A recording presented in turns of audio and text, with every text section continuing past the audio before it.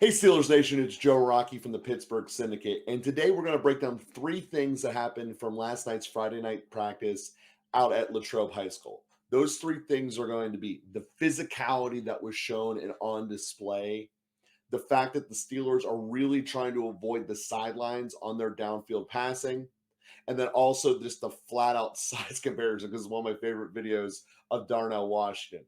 So let's start with a show of that physicality. In this play, we're going to see our backup center lined up in the tight end pulling across on this inside zone. And this is one of the things that it's a nice wrinkle. The NFL was showing a lot of two-man pulling left to right and right to left last year. The Cowboys are the ones who really did it first in the league, and then the rest of us copied it. And that's just kind of the way that it happened. This is a nice little wrinkle to that adaptation. Do I think that there's any way it's not a giant tell? No, because there's no way you're throwing it to Kendrick Green. But with that being said, it is a nice play. It is unfortunately a giant tell. As soon as you have the lineman going in motion, the whole defense knows the ball's going in there. And this is a testament in this play to Warren about how he can get in and out of tight little windows and make things happen. Then, obviously, one of the other things that we're going to mention here in this play is how competitive it's been. You see the chippiness going through, even though this is the second team guys, this has been a battle up and down the roster. We keep showing the image of Porter going against Pickens because I think it's great, and it's all encompassing the iron sharpening iron philosophy. In Pittsburgh, we are really unique and really blessed that we are doing full contact regularly throughout training camp. Sure, we had the mandatory period where there was no pads allowed, but now that it is allowed, the competition and physicality is going through the roof, and it is absolutely fantastic. The second clip that I want to talk about from last night is going to be this play here where Trubisky wildly underthrows Calvin Austin.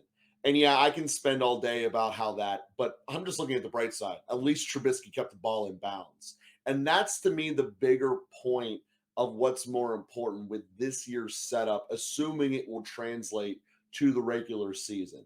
Last year, the Steelers forfeited so many big plays downfield just because they couldn't keep the ball in bounds. It was really just not okay, and it was regular. But now this year, at least in training camp, we're doing a lot of emphasis of the middle of the field and keeping the ball in the field of play so that these great receivers have a chance. And the other benefit that you get is whenever you're downfield and you're that far ahead, you do draw the flag, as in Austin did, quite a bit. Basically, one of two things are happening when you're that wide open. Either A, the ball's getting intercepted because the ball was poorly thrown, or B, they're going to run into you trying to catch up to you, and boom, you get a flag whether you catch it or not. So that is obviously one of the perks that Austin's bringing to the table and all that flat out raw speed. And it's something that, like I said, I'm really excited to utilize, but it's completely useless if we keep throwing the ball out of bounds, which is one of Trubisky's staples last year. The other play that I want to show here, talking about keeping the ball in the middle of the field, is this one right here during the 2-minute drill. We see Dan Moore do blatant holding. That's a fact of life. But the point being, Kenny's willingness to check it down in the middle of the field. We did not throw the ball, even short middle, which this route was, only 5 yards downfield, in the middle of the field successfully at all last year. And that is a major emphasis of the season, to get the ball into more areas of difficulty. Because last year, the offense was way, way too predictable. And trying to change that up is the number one way of growing the team and growing the offense.